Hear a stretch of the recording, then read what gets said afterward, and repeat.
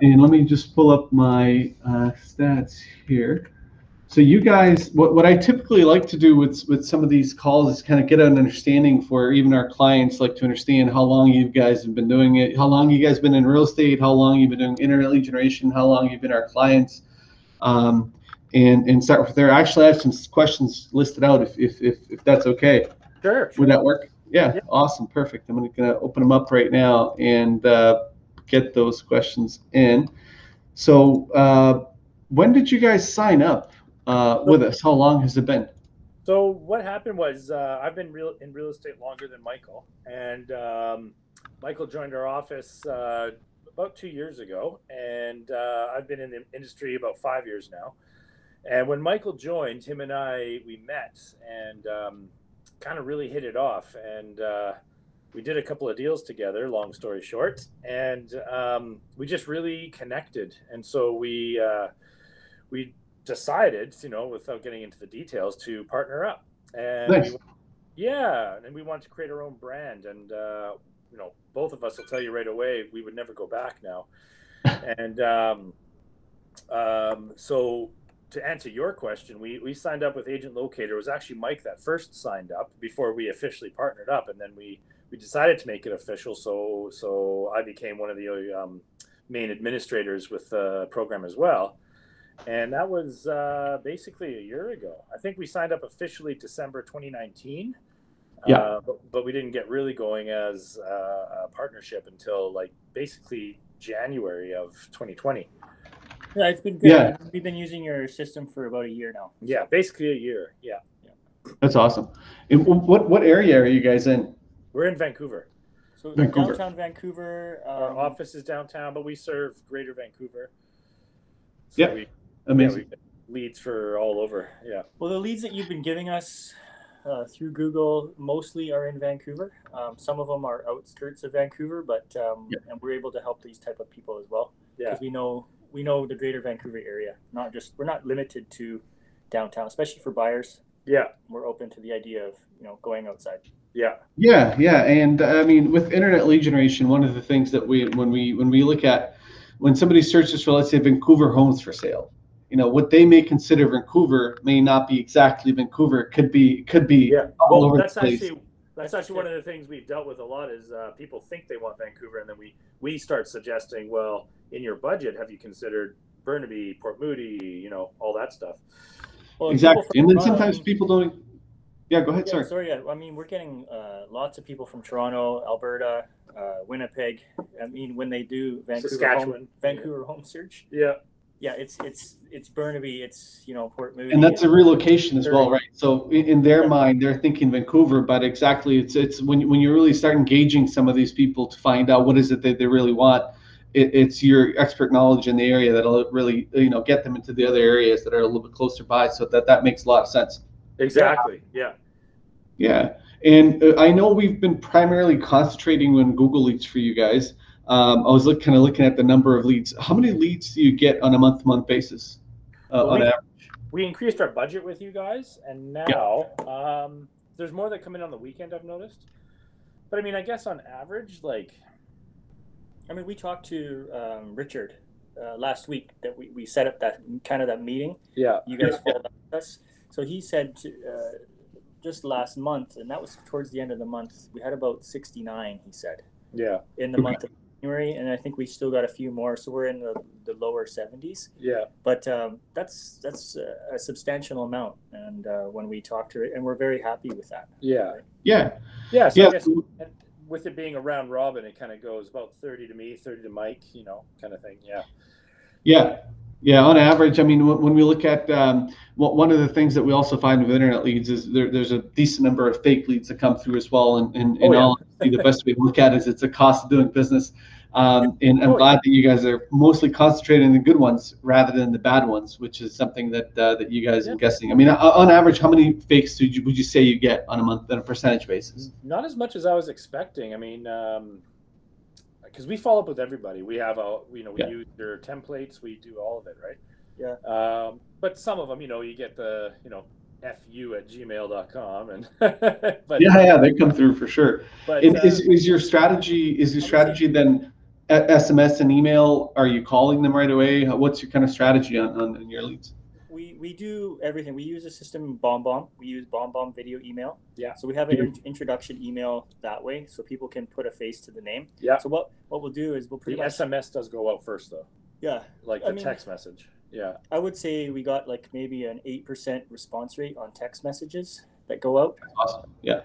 Which is not bad. And we've actually closed a deal with somebody responding to that text with a deal over 2.5 million. Yeah. Wow. So that was incredible, right? But what we're seeing now is we send them the text. Sometimes they come in so late, right? So we'll send them a BombBomb email in the morning, just to introduce ourselves, blah blah blah. Yeah. And then we'll follow up with a phone call. After that, so right away within the first day they've got 3 points of contact. Yeah. Right? Yeah. So it's SMS. Yeah. Go ahead. Oh, I was going to say SMS. Then we do a BombBomb email, and then we do a phone call, and then the ones that have fake phone numbers, we've actually converted a few. A good example is we have one that's kind of a best-selling author, and he's he didn't want to just throw his name and number out. And so we use the templated email campaign, and we've written a bunch of templated emails, and he actually responded that way, and it's worth a $3 million deal. We haven't closed him yet, but we're working on. But he got back with because we tried the phone number, it was fake, and then so I started the follow-up, like, hey, I just tried to call you, and your number's invalid. I would love to chat. Didn't respond to that one. Then we have a follow-up that we send a week later. Hey, I sent you an email about not having a valid phone number. I would love to chat. And then we have a second follow-up and a third follow-up and a fourth follow-up. And by the third follow-up, he finally got back to me, and he was like, I really appreciate your diligence. It shows that you're the guy we want to work with, and Bob's your uncle. That's amazing, and it shows the follow-up. The money is in the follow-up. It truly is. It always has been in sales, especially. I mean, we're in sales, and we're also in sales in the sense that we're selling real estate agents. But in sales in general, money is in the follow-up. It always has been. So I'm so glad that you guys have captured that. So now, leading on to that, how many deals have you guys closed from our system in the last? And how long have you been with us in the year that you've been with us? So in the year, we did 7 deals last year. Just from you guys. Just from you guys. Yeah. Okay. So that equals almost 7 million in sales. Yeah. Oh wow, that's beautiful. Yeah. That's amazing. So I mean, was it 7 that we closed from Agent Locator, or 8? 7 or 8. Yeah, it was just under 10. But now that we just increased the budget like for January. Yeah, and that was a lower budget back then, so we were getting maybe 20 leads each a month then. Yeah, the best way for you guys to look at that, and I've seen some of the the agents that start on a smaller budget and then escalate up. I mean, the things that you guys are going to run into is figure out what your cost per conversion is. So what I mean by that is, if you take a look at your entire year spend, meaning the total cost of the system and total advertising cost, and you break it down to the number of deals you've done, you could say that for every $1,500 you put into the system, you get a deal. Right, that's kind of the average. So then look at, okay, so if I double or triple my ad spend, can I keep the same cost per deal? Because if I can keep the same cost per deal, you guys are laughing. I mean, it's and don't get sidetracked by doing multiple types of different campaigns. Work on what's working first. Like for example, there's a lot of agents that say, well, I want to do Facebook. I want to do Facebook leads because Facebook leads are cheaper. I'm getting them for less cost per lead. The problem with Facebook leads generally is that they don't work as well as Google leads. So then you're getting inundated by Facebook leads. You don't have time to work on your Google leads, and your actual conversion rate goes down. So if you look at your cost per conversion, it actually escalates. It goes higher just because of the sheer volume. You don't have the ability to concentrate on that. So, internet leads are not about quality. Internet leads are about quantity. But there's a big difference between Google and Facebook. And the primary difference is you have intent with Google, meaning that they're searching for something. They're searching for a home. We don't know they're going to buy. We don't know what stage they're in, but at least we know they're searching for a home. And on Facebook, we have curiosity, which is, you're advertising to everybody in the area, and they're responding to an ad because they're curious. Now, are they interested or not? We really don't know. But the intent versus curiosity kind of level each other out. So my advice would be, as much as you possibly can, to reinvest back into the campaign on pretty much every deal that you close, and then you're going to hit your cap, and your cap is going to be, if your main KPI, which is your key performance indicator, is going to be your cost per deal. If you're tracking your cost per deal, as long as you can keep your cost per deal in a baseline, then you're fine. But it's going to be a point where your cost per deal starts to increase because of the sheer volume. Like, you won't be able to handle the number of leads anymore, because your follow-up is going to fall through the cracks, because you're missing out on a lot of things, right? And that's where it starts to happen, where you guys are going to have to make a decision on, okay, what do you do? Is this lever of real estate that you guys want? Do you want to increase it and you want to get a lot more out of it? And if you do, then you need to install other people into those places to do some of these things for you. So the idea is to bring on a team member or 2 or 3 as we grow. So I want to give you some feedback in terms of, I've done this now for 10 years. I've seen the agents go through many different models, which is, I'm going to bring team members on, and they're going to call my leads, they're going to work my leads, and they're going to do, I'm going to take a split from them on that perspective. Right? That's kind of the idea.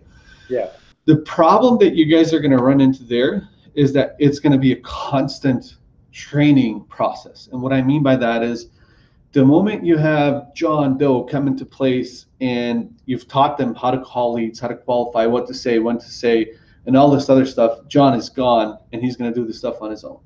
And it's you hope that it doesn't happen, but it happens. It happens. So I'll give you a piece of advice that I've seen work really well in this type of game. So the biggest thing that you need help with is the nurturing part, because that takes the longest. Like, if you could have somebody set appointments for you, that'd be amazing.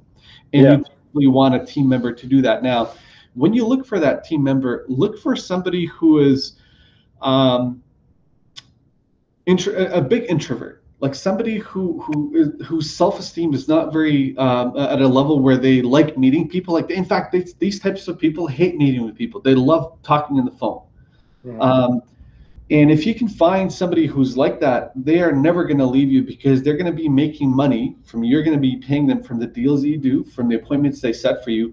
But they hate doing the part about meeting with people anyway. So they're never gonna get out of that, right? That's kind of that's the individual that you're going to want to need. Or your other option is that you guys do the qualification the entire time, and then pass leads off to these agents that are qualified. Meaning that you're not teaching them how to actually do all this other stuff. You're just handing them qualified leads, which for them, that's incredible, because they don't have to do all the hard work to actually get the lead to the point. So those are truly the only 2 options. If your intention is that you're going to find somebody that's going to do everything for you, the qualification and taking out the person to do showings and everything else, they'll leave us. They'll leave. Oh, that's a good piece of advice. You're most welcome. Thank you. No, that's true. You're most welcome. And any other time you guys need, assistance, I've seen offices go through this. I've seen big teams go through it. I've seen small teams become big teams and go through this whole process. And the concept of a real estate agent is they're entrepreneurs. They want to be on their own. So once they learn this stuff, they're gone. And you would do the same thing, in the sense that many times where, people aren't loyal. I'm loyal to my marriage. I'm loyal to my family. I'm loyal to, anything that what I said, and I like to say, anything that starts with money is going to end with money. And that's just the bottom line. So if you teach these guys everything they're supposed to know from bottom up, it's going to be difficult to keep them, unless you can find somebody who has the motivation to stay. True. Okay, that's good. You're most welcome. Other than that, the only other question that I have, so how long did it actually take you guys to close your first deal off of our system? So we started contact, the first deal, like the first one was Sean. Is that $2.5 million? Actually. So how long was that from the point of when you got the lead how long was that from the point of when you started the system to the point when you closed the deal? That lead came to me, I think it was late February, right after kind of coronavirus started getting bad.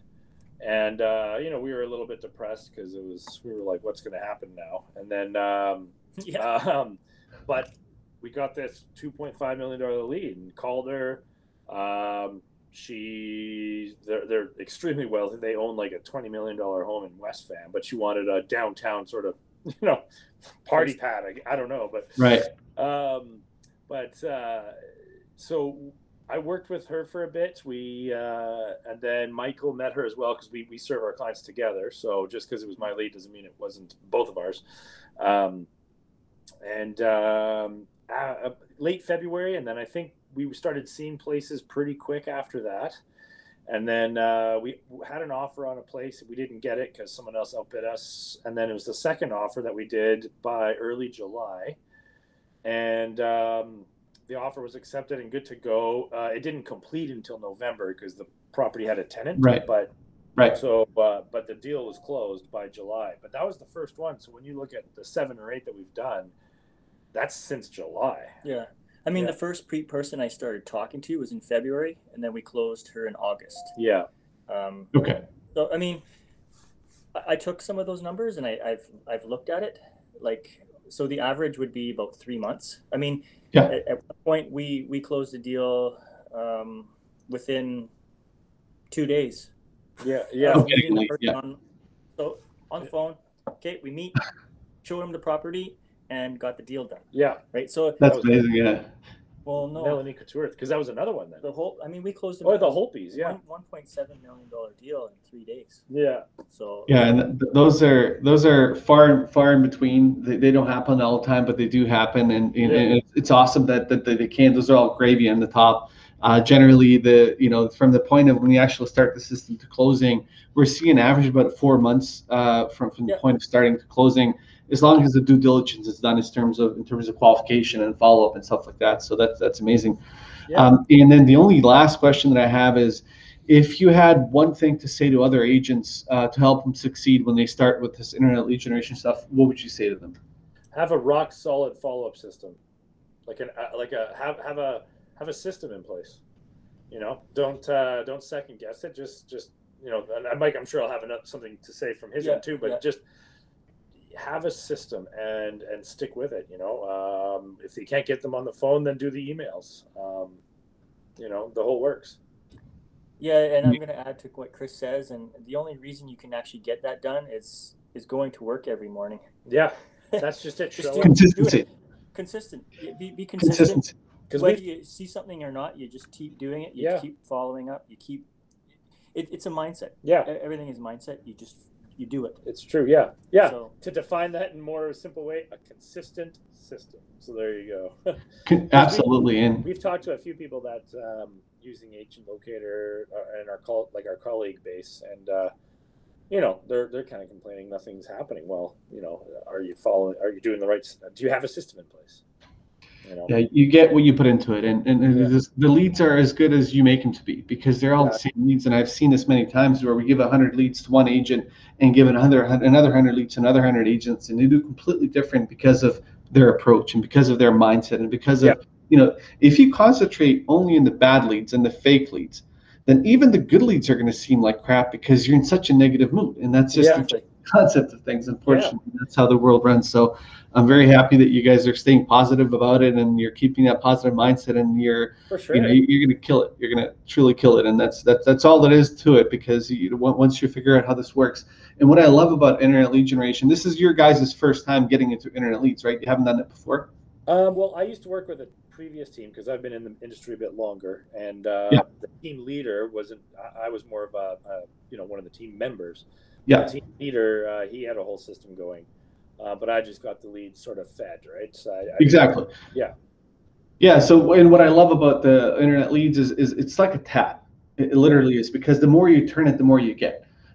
So it's a controllable tap, because you go on vacation, you're not capable of working leads. You close the tap, you stop the leads from coming in, so you're not getting leads while you're not capable of working. That's what we did for Christmas. We decided, because we had such a busy year, we were going to take the month of December off. So take some time off. You got to take some time off to recoup. Got them anyways. I got one on Christmas Eve. I was like, oh my god. Just because the way your system is set up. But, we didn't complain. We can turn them off. I mean, from the SEO, sometimes if the leads come from search engines where they're not PPC ads or they're not pay-per-click ads, then those are gravy. Those are also more leads that you're not actually paying for, because there's no cost per click there. You're not being charged for that lead, or you're not being charged for that traffic. It's free traffic that comes in. If that was the case, I wouldn't really be able to see exactly what it was, but yeah, absolutely. Amazing. Amazing. Yeah. Yeah, I truly appreciate your guys' time taking that. That was all the questions that I honestly had. I'm not sure if there's Awesome. anything else that you guys want to add on to it, or if you want to, if you have any questions for me, maybe that I can help answer. Do you want me to stop recording as What? well? No, that's okay. I was going to say one more thing that Mike said that I also want to reiterate is showing up to work every day. You know, Mike and I, we get into this office every day and we sit side by side. And you know, a lot of agents don't come into the office, right? But we sit side by side and we have the opportunity to, like, yeah, because we've been with each other the whole time. Yeah, not everybody has that opportunity. Yeah, so because of coronavirus, we're in our bubble, right? Yeah, so it works. But you know, we play off of each other.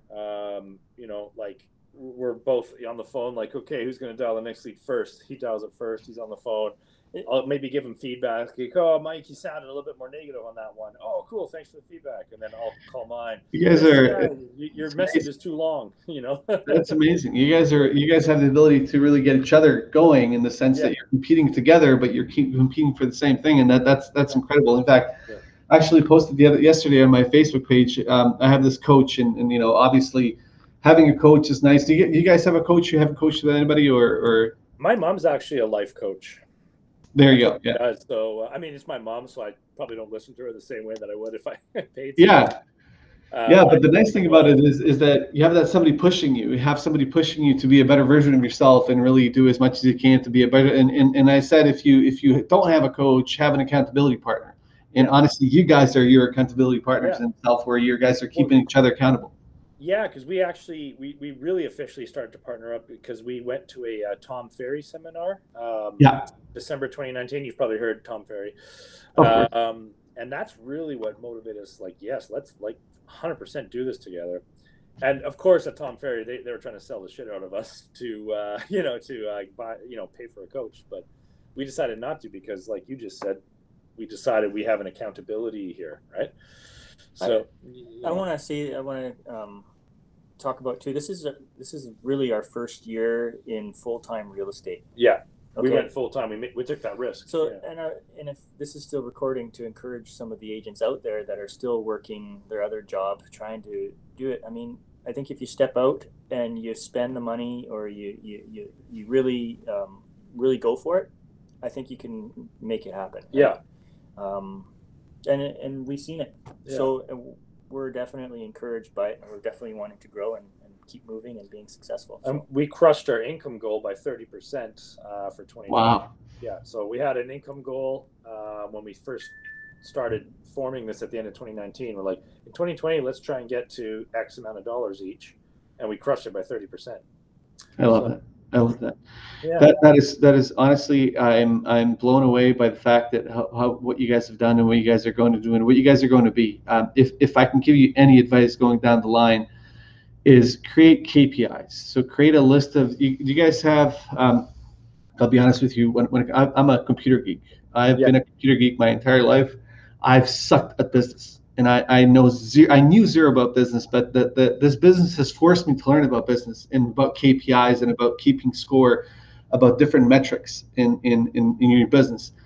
And those metrics will be leading indicators into how well you're going to do at the end of the year and where you're going to be. So for example, if you guys right now, the only thing you track is how many deals you've done and how much commission, or what's the total revenue, right? That you, or the total sale of homes you've sold. Those are the only things you're tracking. Start tracking some of the metrics that make those things happen. So for example, total leads in a year, total phone calls in a year, total let's see, what else is there? Total connections. So when you start tracking those things, you're going to be able to see, by installing other people into doing some of these things for you, as long as that number of phone calls is being done, that should result into this many appointments being set. This should result into this many BRAs being set. This should be result into this revenue. So you have those metrics down the line, and you have them on a month-to-month basis. It makes life so much easier. It visualizes your entire performance on one chart, kind of thing. And I wish that I had it for real estate. In fact, I haven't worked with a coach that's actually provided this stuff, but I work with a coach. It's a SaaS based, it's a software as a service kind of base, and we have these KPIs. I'm going to try to figure out how to actually translate that into real estate, and maybe do a webinar about it, so we can teach you guys how to track some of these things.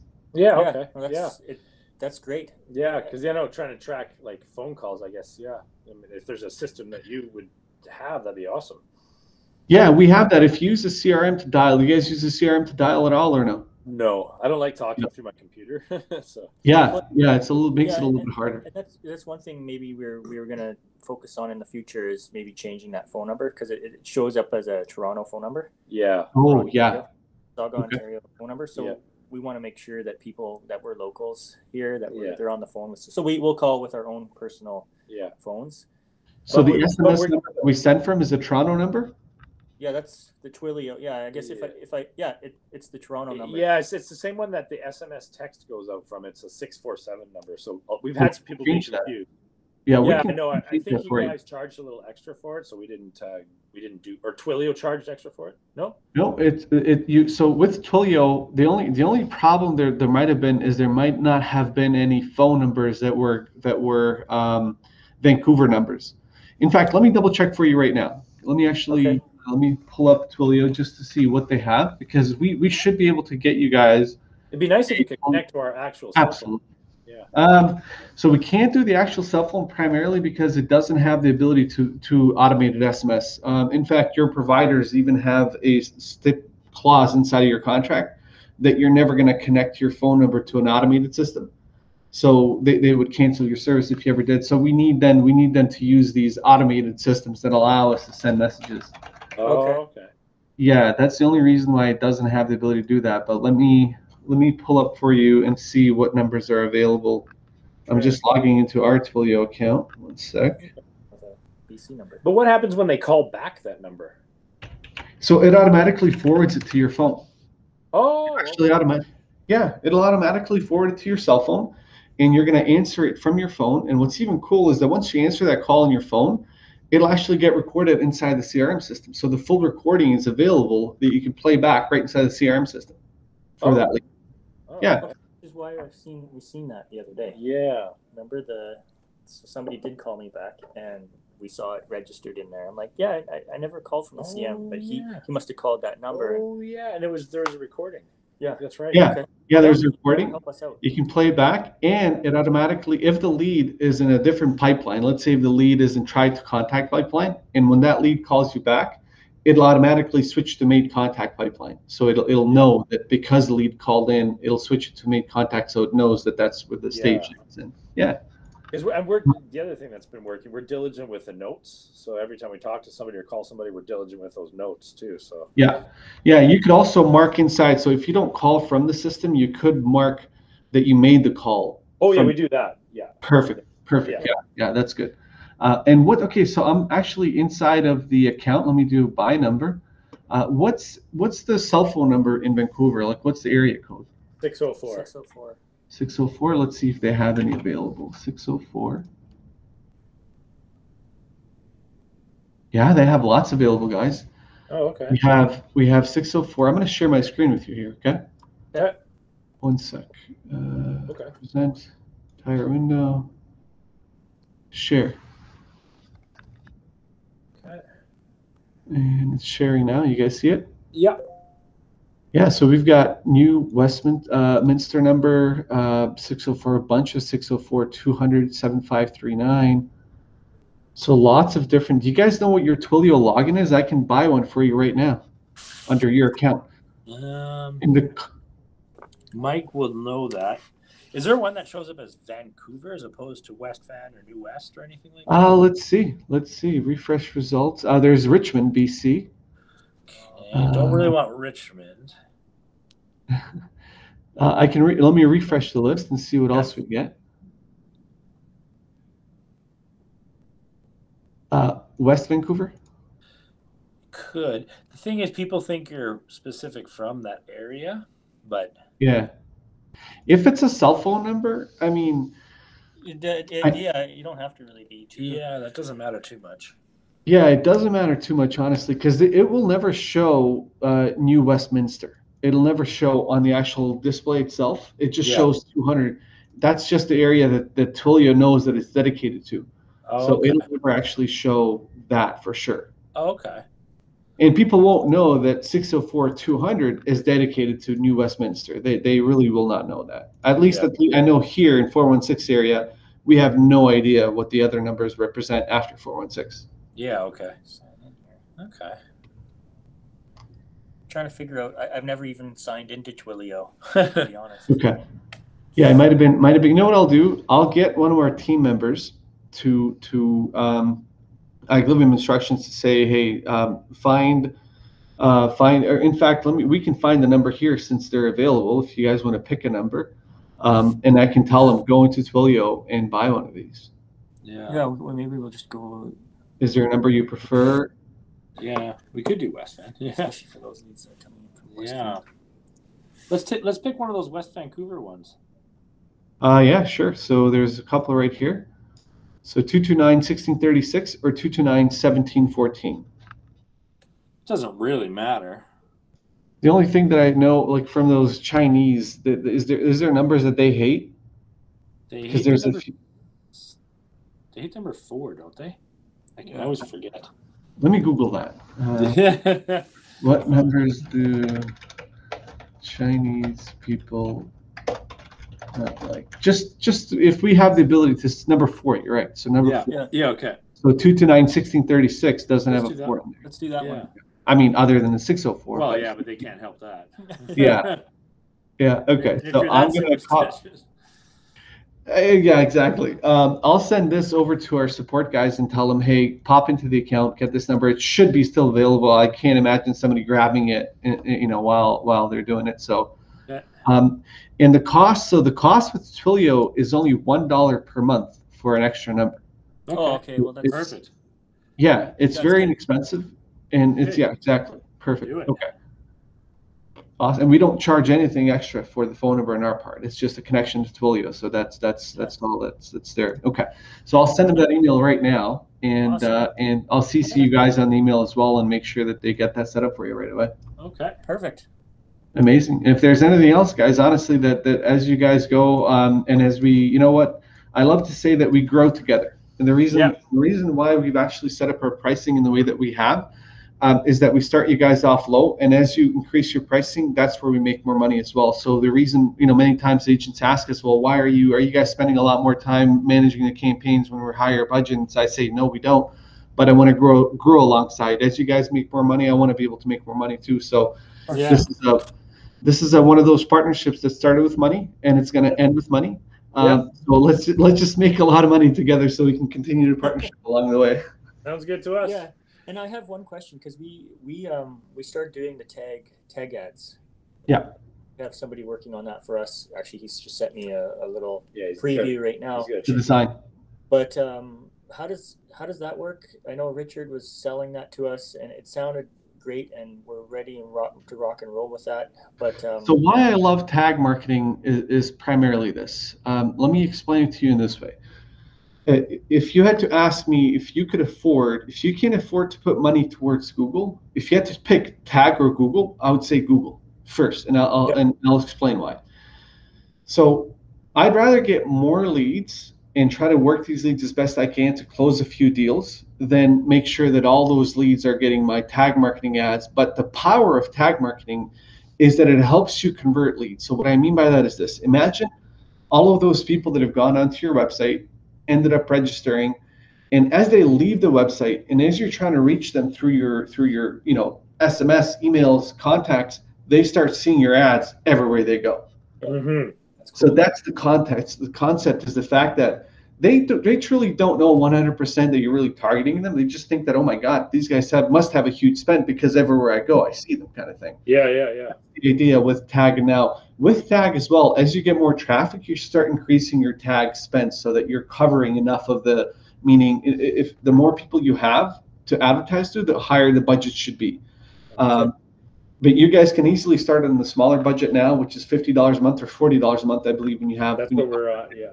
Yeah, you start on that. And then if you get to a point where you should increase, our guys will contact you saying, hey, listen, guys, your ads are being cut off, meaning that your ads are being served only for like 10 days or 15 days out of the month. And then after that, because your budget is too low, we're pulling them off the network. So you should increase your budget. If that does happen, then just increase your budget so that you have the full range that your ads are showing for the entire month. Yeah. Okay. Cool. Well, thanks a lot. I appreciate it. Yeah, no worries. Yeah. No worries. You guys are most welcome. Really appreciate you guys also honestly coming on. And if there's anything I can do for you, I'll shoot you my email as well now so you guys have it. One more question. Yeah, of course. Regarding the seller leads, Richard talked to me and told me with Google, it's a little bit more difficult to capture those seller leads. That Facebook was maybe a better option. It depends how much money you're willing to spend.